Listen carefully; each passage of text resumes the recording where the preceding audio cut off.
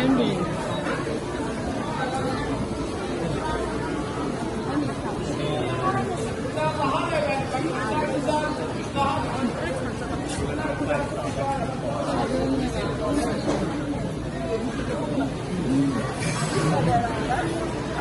Bu değil. Buradan devam ediyorsun. Orada yumurta var işte.